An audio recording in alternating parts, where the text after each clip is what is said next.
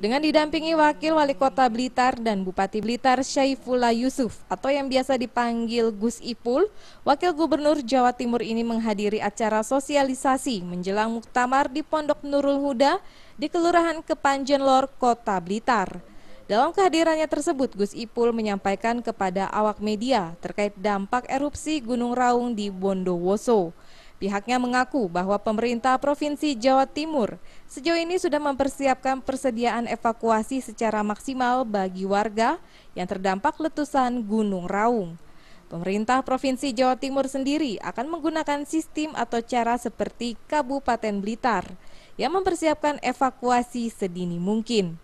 Dengan demikian diharapkan persiapan tersebut dapat meminimalisir jatuhnya korban jiwa.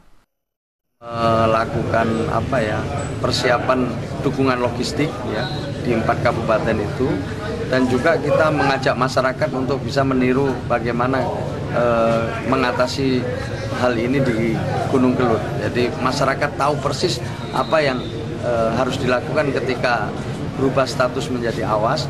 Kemudian petugasnya juga tahu bagaimana harus mendampingi masyarakat. Jadi secara umum persiapan sudah cukup matang.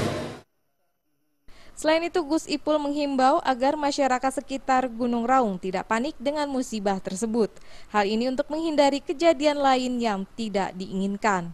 Dari Blitar, Jawa Timur, Khairul Abadi melaporkan.